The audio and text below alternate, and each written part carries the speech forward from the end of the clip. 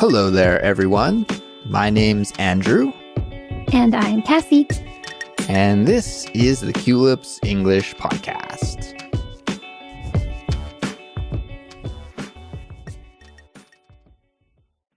Welcome back to Culips, everyone. This is a Simplified Speech episode. And if you're new to Culips and you don't know what that is, well, let me explain. Simplified Speech is the Culips series which features clear, natural, and easy to understand English conversations about interesting topics. Today, I am joined by my co-host, Kassy. Hello, Kassy. Hey there, Andrew. And hi, listeners. I hope you're all doing well. And the topic for this episode today is special and important things that we own. So Andrew and I are going to share some stories about some things that we own that are valuable, important, or sentimental to us. Exactly. Today we're going to talk about our most prized possessions. And guys, this is a topic that we recently featured on one of our Culips member live streams. Kassy, you and I had a great time hanging out with the Culips community there, actually just this week, a few days ago. And I want to thank all of the members who joined us for the stream. It was awesome to interact with everyone and to hear their stories about some things that they own that are special to them, their most prized possessions. Yeah, exactly. It's always a fun time. And for listeners who don't know, Andrew and I host live streams for Culips members every month. It's a time where we get to interact and hang out with members, plus teach you all some expressions and tips that can improve your fluency. Yes. So guys, if you'd like to join us for the next live stream, you do have to become a Culips member. So make sure to sign up on our website, which is culips.com, so you can join us next time. And even if you can't join us live, as a member, you can access all of the recordings of the streams, so you can always watch them at a time that works best for you. I know, Kassy, unfortunately, we can't be at the best, most optimal premium time for all of our listeners around the world, unfortunately, but they are recorded and archived for everyone. That's right. And we also want to give a shout out to Yejin, a Culips listener from South Korea, who left us a lovely review and a 5-star rating on Apple Podcasts. Yejin wrote, "I've been listening to Culips since 2020. Every time I listen to Culips, I learn something new. All of the episodes you've made are super informative and helpful. And when I was preparing for the OPIC test, which is an English speaking test, a lot of Culips episodes were really helpful to me. So I got a great score. Thank you so much. And Kassy, congratulations. I believe you will do very well. Good luck with the new career in Thailand. TMI, I really suck at math, unlike you. Haha." Yeah, Jim, that's cute. Thank you for the review. And don't worry, not everybody loves math. Yejin, you and I, we are in the same boat because I am also not very good at math. Kassy, I like that review. That was very cute, like you mentioned. And I wanted to focus just for a second before we get started here on that expression that Yejin used in her review, TMI, because this is a really hot, popular expression actually in the Korean language that's borrowed from English. But the way that Korean people use it and the way that we use it in English is slightly different. So maybe we could focus just on how we use it in English. Kassy, if you say TMI in English, which, by the way, everyone, is short for too much information, TMI, what kind of situation do we usually use it in when speaking in English? We use TMI if somebody shares info that you really didn't want to hear, or it's like really private and you're going, oh, why did you share that with me? Too much info.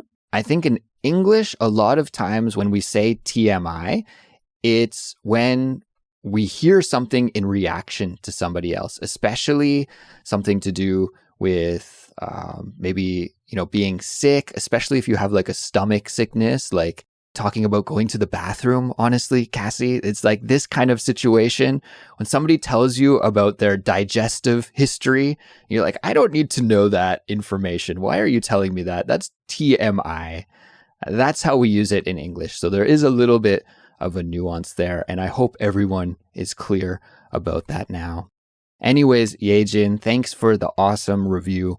And of course, we also want to say thanks to everyone who's been supporting us with reviews and ratings on their favorite podcast apps, or even by following us on social media.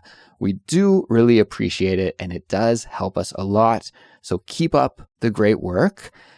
And now, Kassy, why don't we transition to talk about our main topic for today, which is our most prized possessions and our special and precious things that we own.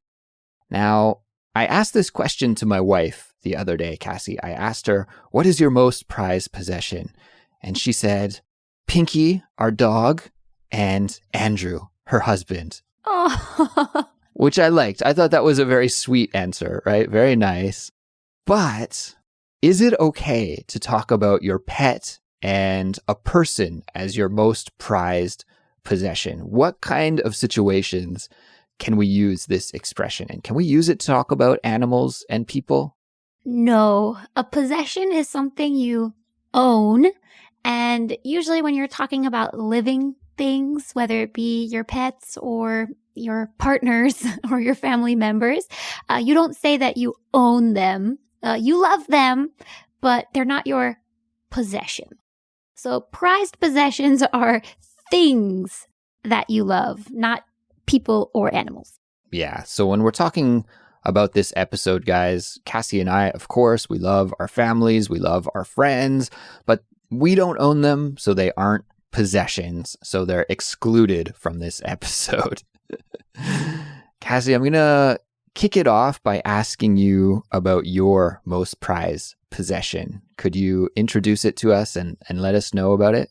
Yeah, sure. So my most prized possession, some people might find a little funny because it's probably worth, I don't know, like negative $5 now.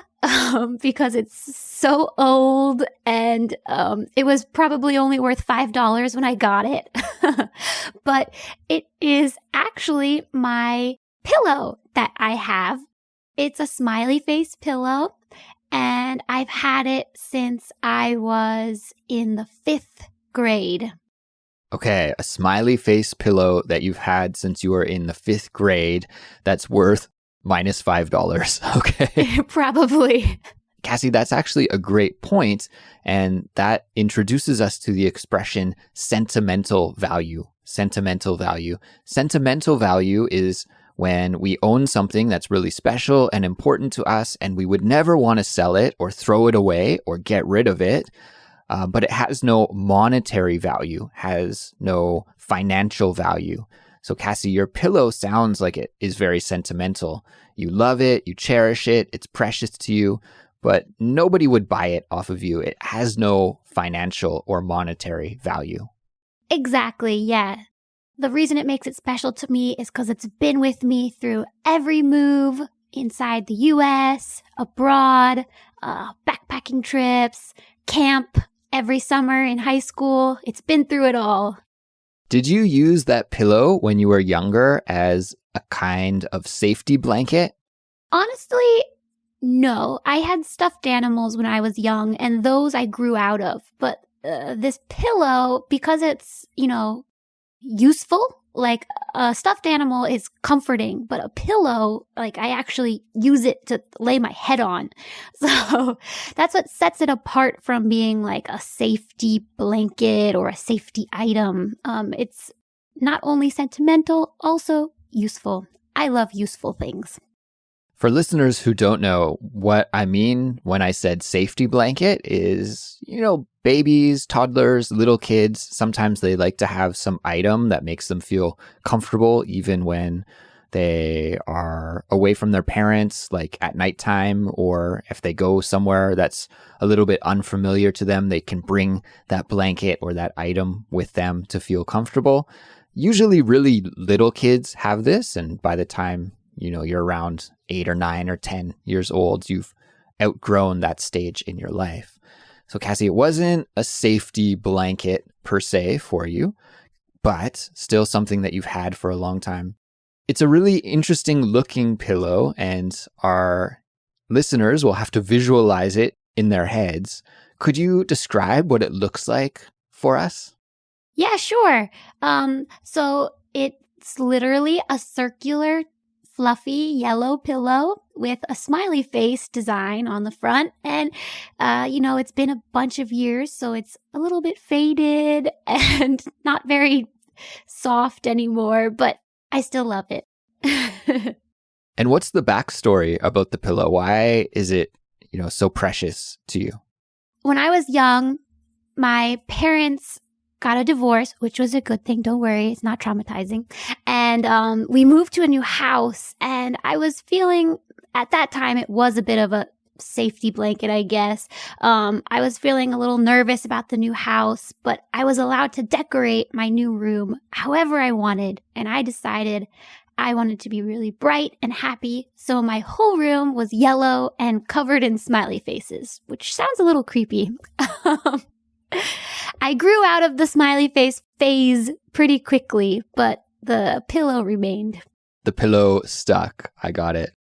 That design, that yellow smiley face design, is a really classic 90s image. So I'm sure that a lot of our listeners have seen it before. It's kind of iconic of that decade now, that kind of smiley face design. That's awesome, Kassy. I'm glad that you still have the pillow with you. Any plans to throw it out, or are you going to hold on to it for as long as you can? I'm going to keep it until it's threadbare. For listeners who don't know, threadbare means like falling apart at the seams. All the cotton inside is falling out. Yeah, when it's just so worn out that, there's a hole that's developing. Could be in clothing, could be in anything that's made with fabric. That kind of situation, we say it's threadbare. Okay, Kassy. Very good. Thank you for telling us about your pillow. How about you, Andrew? Do you have any prized possessions from your childhood? Yeah, of course, Kassy. I have some prized possessions from my childhood, and the one that I would like to talk about is my pocket knife, my Swiss Army knife. So when I was around 7 years old, 8 years old, 6 years old, somewhere in there, like a young child, for my birthday, I received a pocket knife, a Swiss Army knife from my aunt and uncle as a birthday present. This little pocket knife is really small. It's maybe only about 7 to 10 centimeters long. It's pretty small. It fits in your pocket, and it's very basic. It's got 2 small knife blades, a bottle opener, and a corkscrew. Don't ask me why a 7-year-old kid needs a corkscrew. I don't think I was opening any wine at the time, but it's got that function inside of it. And my aunt and uncle gave this to me as a birthday present, and I've just always had it, like I've never thrown it out. Every time that I've moved from city to city or apartment to apartment, country to country, even, I've always taken it with me. I guess it's so small and compact and easy to carry that, it's always been with me. And thinking back on it now, I must have had this pocket knife for around, over 30 years. Wow. So that is pretty wild to think about. And I still use it to this day. I keep it in my office. And when I have a lunch break on campus and I'm in my office, I usually use it to cut up some fruit or peel apples. It's kind of like my fruit knife now. I use it for cutting fruit and peeling apples. And so I don't know if I would trust it. If I were going into the woods on a hike, I wouldn't want to be in a survival situation where I only had that knife, because the blade is really short and really dull now. But yeah, I'm glad that I have it. When I use it, I kind of think of my aunt and uncle who gave it to me, and I've got a lot of great memories with it.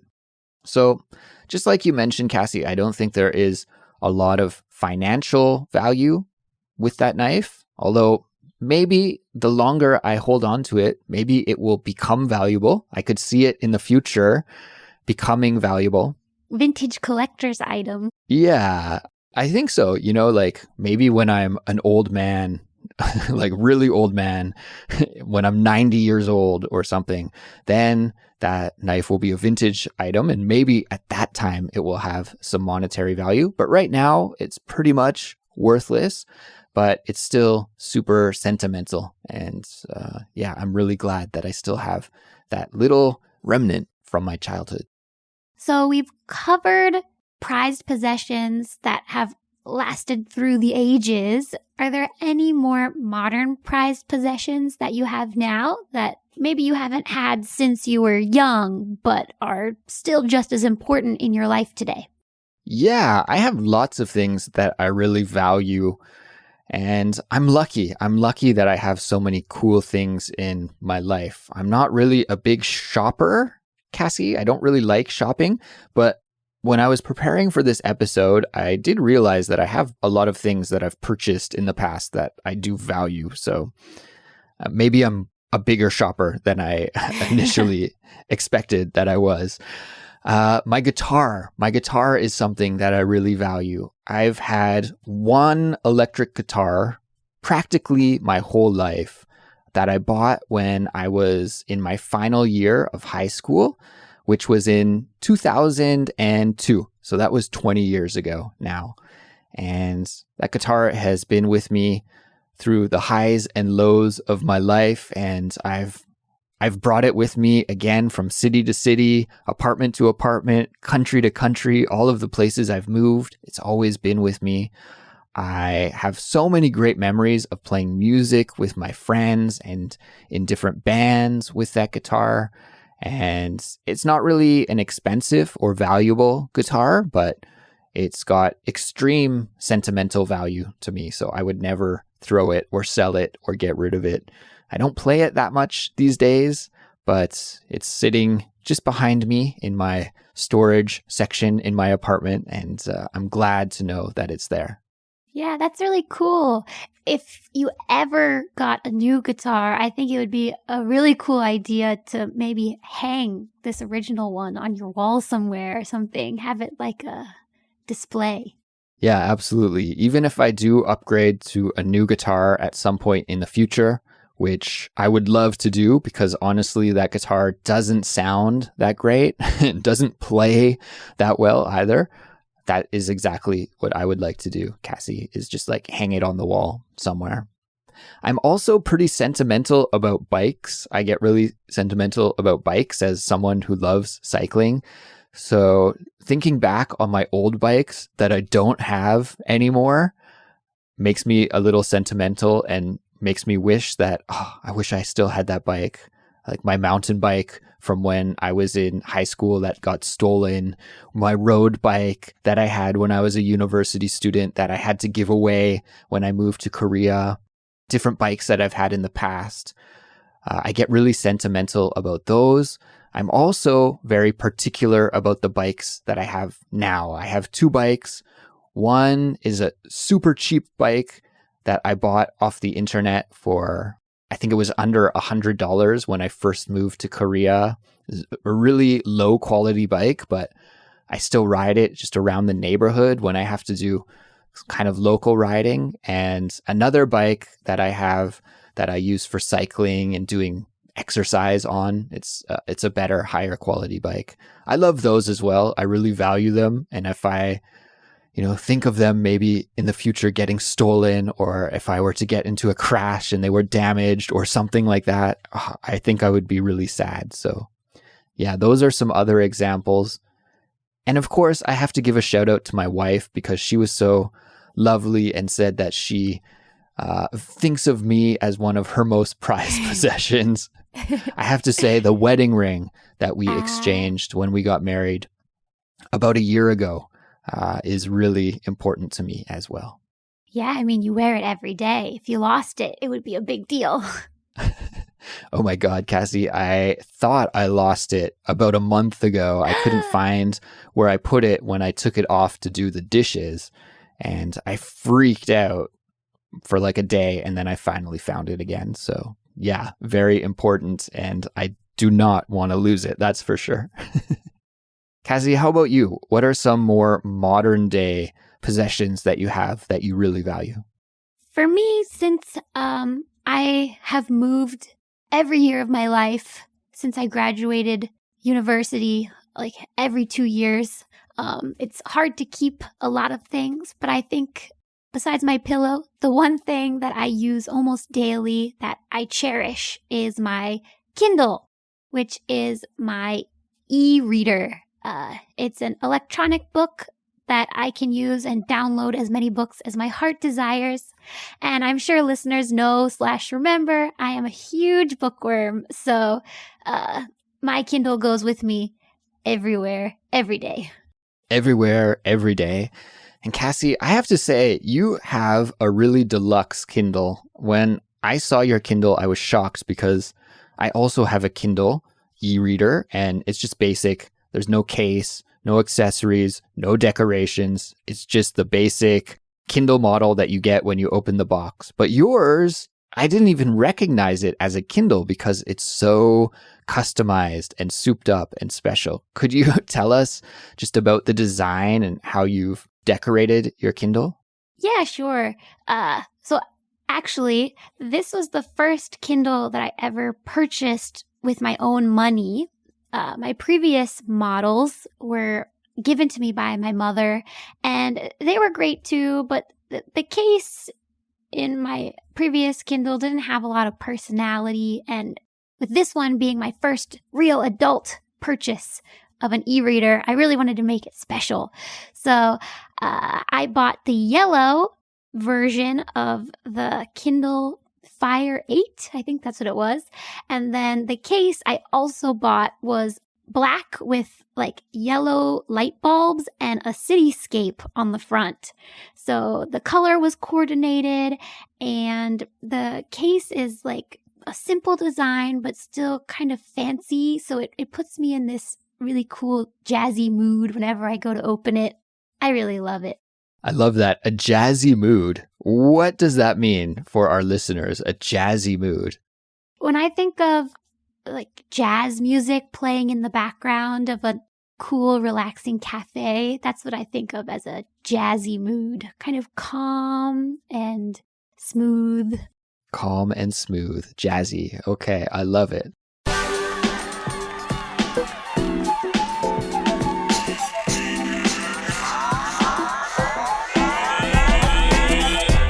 Well, Kassy, I think this is a good place to wrap up. So that will bring us to the end of today's episode, everyone. Of course, thank you so much for listening, and congratulations on doing some English listening practice today. Great job, and you can feel proud of yourself for getting some listening practice accomplished. Now, you've heard us talk about some of our most prized possessions, but we'd like to know about your story. Make sure to leave a comment on our website or in our discussion forum and let us know. You can find both of those on our website at culips.com, culips.com. If you like Culips and find us helpful for growing your English skills, we'd appreciate your support. The best way to support us is by signing up and becoming a Culips member on our website, culips.com. But that's not the only way. You can also tell your friends who are learning English to check us out, or you could follow us on social media, or leave a 5-star review and a positive comment on your favorite podcast app. That is it for us for now, but we will be back soon with another brand new episode, and we'll talk to you all then. Goodbye. See ya.